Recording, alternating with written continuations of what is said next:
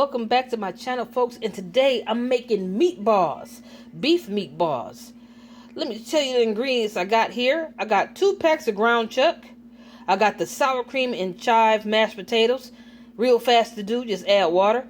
I got some crackers, so we can put that in there instead of some breadcrumbs.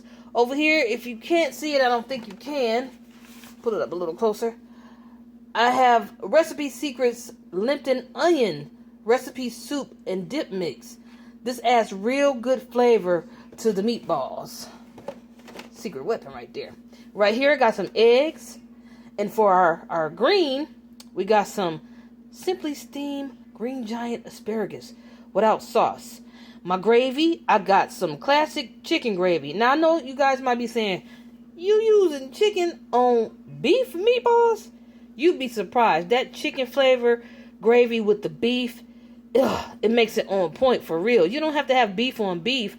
I don't recommend putting beef on chicken, but it's something about chicken on beef that makes it just the bomb. And well,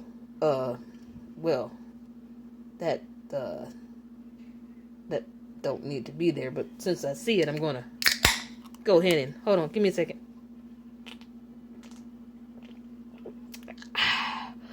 Cheers to you guys.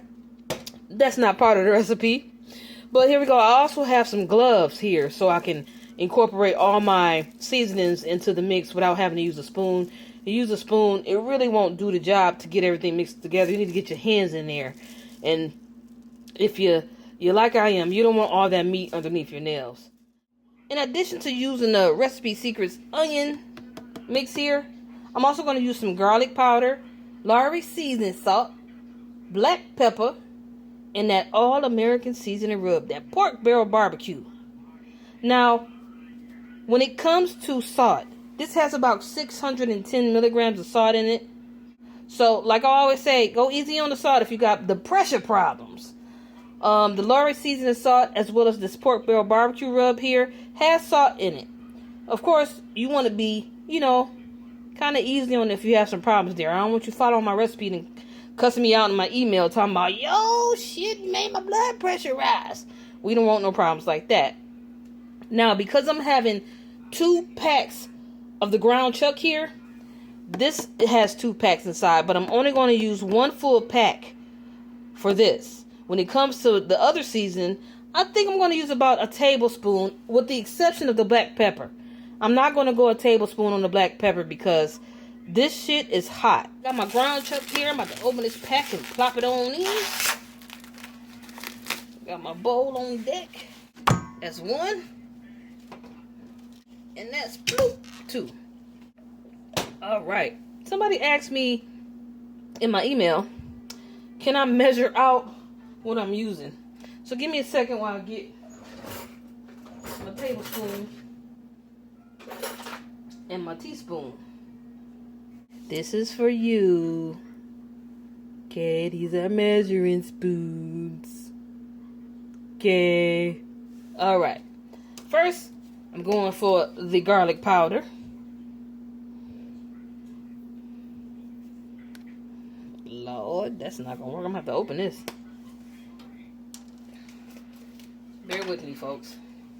Alright, so let's get that in there.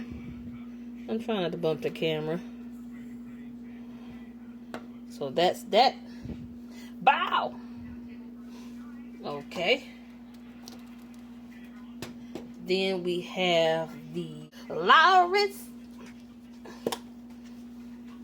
Hope that wasn't on in y'all ear like that. Okay. It's okay if it fall off the side. Well, shit. I'm pouring it all over the place.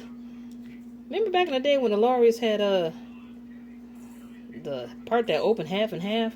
Cut some of that spilt in there. That's as much as we gonna go. I'm pretty sure I done spilled almost a tablespoon in there already. Bow. What's next? Now this pepper. This teaspoon is rather small. Now this has what I'm talking about. See that entry hole? I'm gonna do that. Wow. I'll do half. Wow. A teaspoon and a half. Now for the pork barrel barbecue,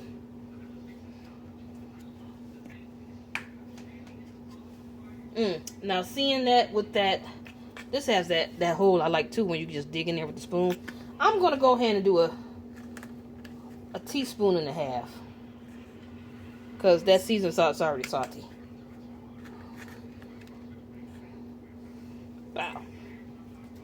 Now I'm gonna grab the Lipton onion. Now I'm gonna show you guys this. Check this out. You see that?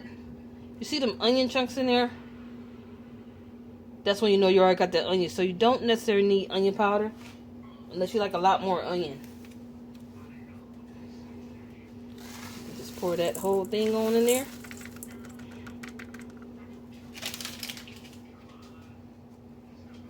Now, you guys may like to mix this already and get in there, but no, I'm not gonna do it that way. I'm gonna crack my egg. Pretty much doing everything all at once. Boop. And I'm gonna put on my gloves and get to mixing. Okay.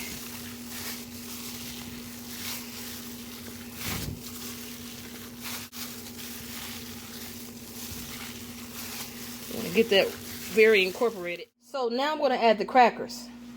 Okay, let's see. Let me open this up. They don't have to be this brand. They can be any kind of cracker. I don't recommend graham crackers. That would be gross. Now, let's see. The crackers are about this long. We're not going to use this whole package. I'll say about half. Take them and just, you know, get them real fine. You know what I'm saying? Now, some people use, what's those, pico crumbs? Pico crumbs? I might be saying that wrong. But it's like these breadcrumbs you can buy that's already minced up and stuff.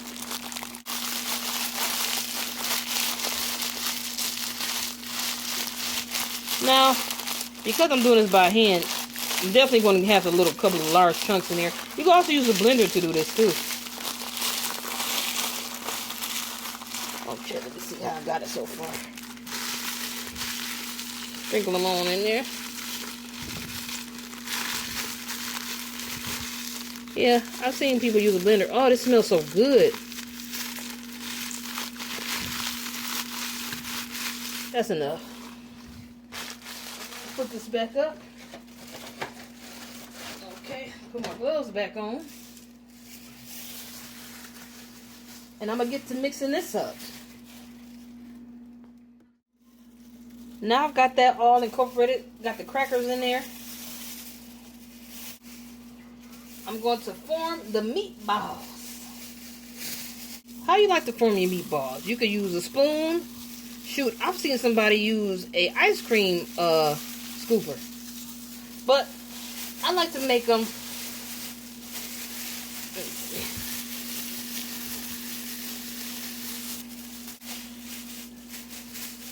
Okay, let me make one so I can show you the size I like to use. And don't worry if you see that the crackers are like pretty much like some maybe like right here. You see still a little bit powder.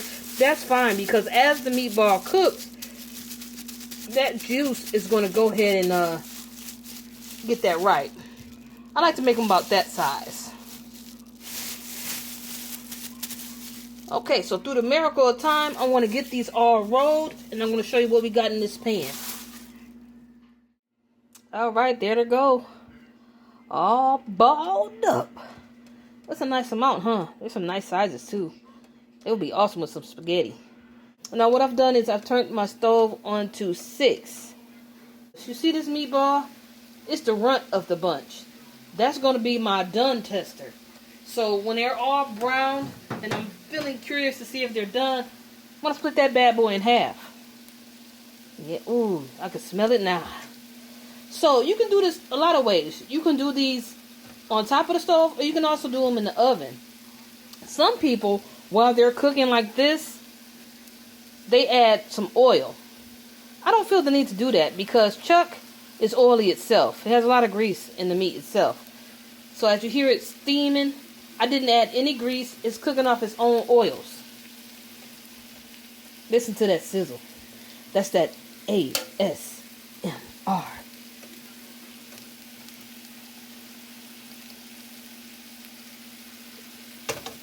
And that's me bumping the stove. Or the pan. Okay. Now the next thing I'm going to do is get my gravy ready. Now you see, I got the pan back there. I don't want to move the camera too much. I don't want to mess it up. But y'all know how I do. I got the little pan right there. Or the little pot. I'm going to cut the pot on to low. Now if you're wondering how long this takes, basically, you got to brown the balls all the way through. And I'm going to go ahead and open this up. Now, if you're curious about how much salt content this has as well, there you go. Make sure you can see it. 240 milligrams. So, not a lot. And it's chicken.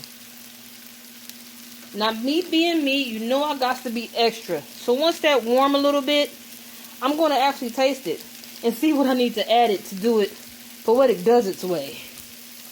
Because sometimes some of these gravies you get, they don't have no flavor. Now, I'm not going to necessarily add salt. But a lot of times with this particular type of gravy, I got to add like half a teaspoon of butter. Because it seems like I don't use butter. And then for easy storage, keep the container. Because once you put all this in your refrigerator, you can pour your gravy back in here. Aha. Now, if you're doing this in the oven, you can set your oven to 350 and or 400. You can set it 350, 400, and put it in the middle. That's what I usually do. I'll put it in the middle. But today I want to give you more of a visual rather than putting it in the oven and then you can't see it cooking. But they cook pretty good. And they stay juicy.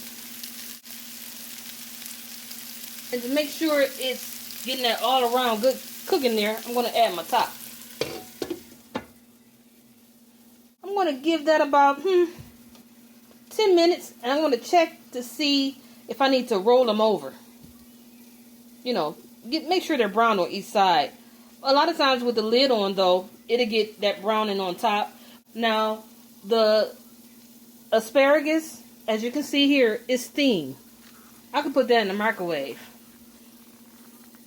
Depending on your microwave wattage, the most you pop it in there is 6 minutes.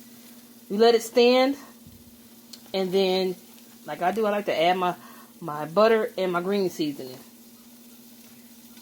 That green seasoning make every green taste good. Right.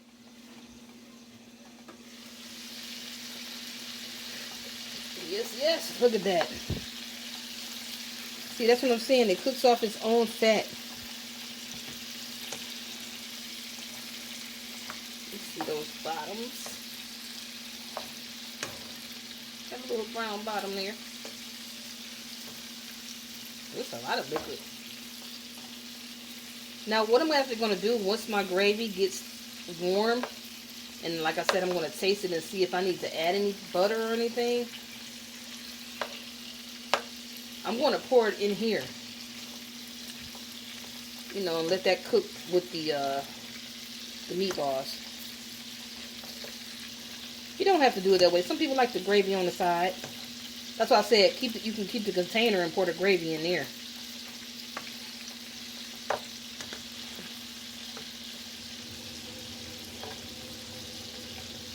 Just getting these turned over.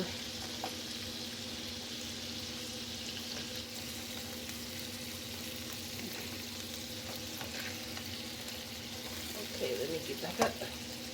You stubborn little meatballs. I got them all? Yeah, I got them all. They shrink too, so at first they did look a little large, but you know, they shrink when they cook. And some of them lost their beautiful round shape. But that's alright. They all gonna go down the same. Alright. Okay, so that was about 10 minutes. As you already know, I turned the heat down. Let me see if this... That's getting warm. Like I said, I put it on low. I might turn it on 1 so I can get it bubbling a little bit. Now you can also make turkey meatballs. You can make chicken meatballs. I mean, hell, you can make, what's that new meat? That vegan meatball stuff. And you just use the same ingredient. It tastes, I guess it tastes the same. What is it called? Something meat? Beyond Meat Burger? Meat? I don't know what that is. Okay. So we got that going. I'm going to go ahead and put the lid back on.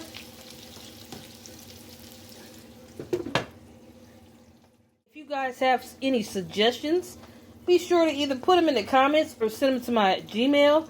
That's PoeticDoesIt@gmail.com.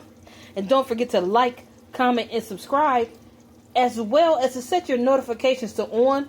That way, anytime I post a video, you'll get notified either through your email or on your phone that I just posted a video. I want to keep you guys informed. Got a little oil there. Let me get that. Hey, if you ain't cooking messy, it might not taste good. Let me see. I'll get at about 5 more minutes. It don't take long at all to cook meatballs. And I don't want them to dry out. Alright. I've drained the grease, or the fat, whatever you want to call it. Now, I'm going to put my gravy right in there. I'm kind of thinking I might have wanted to get 2 things of gravy. I'm going to take this. Now I cut my temperature down, because now I kind of want them to just bubble a little bit in the gravy.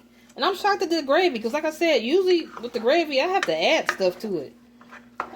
Now I'm kind of wishing I had got 2. I'll be having to add some butter, some salt, some pepper. But that's pretty good. But usually, it's not usually classic chicken, though. I believe it's usually the regular chicken. But you know how we do. I see them bits at the bottom. So I'm going to add a little bit of water so I can get all of it. Pour it on in there. I tell you, it's delicious. If you don't like beef, like I said before, you can definitely use, or if you're a vegetarian or a vegan, you can use that Beyond Meat stuff they got out there with the same recipe and get it popping. And you don't have to use the onion pack I used. Yeah. You can use just regular seasonings. I mean, you ain't got to be going out buying no Lipton. But try the mushroom too. That's a good one too to use. Put that back on there. Cut the temperature down to 3. So all in all, it took these meatballs about 15 minutes to cook. Ooh, yeah. Don't that look good? Get your close up. You got your little crust on the outside there. Not too much, but the crust. And I like how the gravy is basically cooking in with the meatballs. Pretty good. Now I got that on 3. I don't want it to boil all my gravy down, so I'm gonna turn this on low. Ooh, that was off. I'm gonna put it on low. Put my lid back on. But it's doing good so far. All right. Now I'm gonna go ahead and get my water boiling for my mashed potatoes. Yes. This to the front. Swap them out here. And I'm going to cut this up. I'm going to cut this down. Cut this up. I'm going to open up this. Because they say once you reach boiling, just add the pack. Let's see what it do. I'm going to add that like that. Get to mixing. Trying to multitask. Maybe I will add the whole pack. That way I ain't got to redo some tomorrow.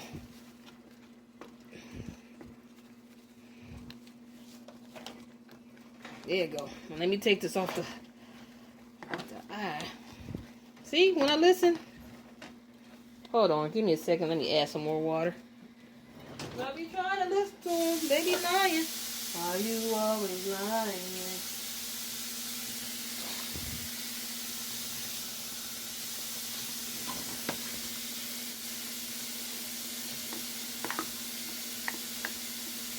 See how it's getting thicker?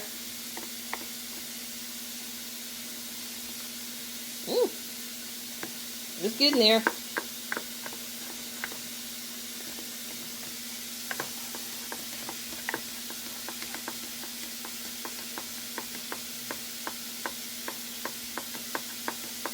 Yeah, it's thickening up. It's getting a little harder to stir. Now, if you like them thicker than that, if you cut on the heat, cut the heat on a little bit more, they get thicker. But I kind of almost, I like them like that. That's, look, you can see the chives in there. That's pretty good. I like that.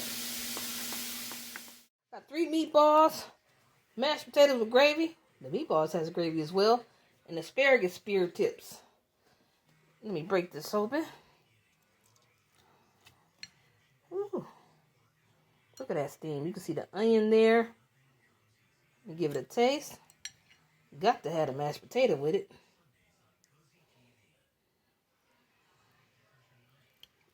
Look at that. Is it blurry? There we go. Look at that. See the gravy and the meatball. Let's give it a taste.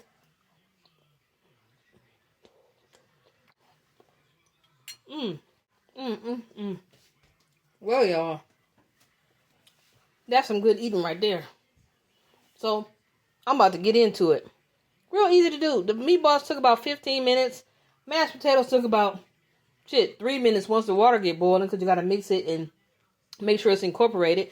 And the gravy, once the gravy heated up, just slap that on there. It was all good. And then the asparagus took about 6 minutes in the microwave, and then you add your own seasonings. So, cheers to you guys. I'm about to get it in.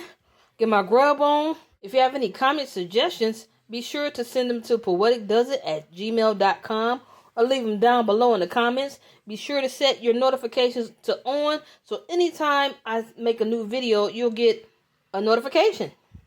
All right, you guys. Thanks so much for tuning in. I appreciate you all. Peace.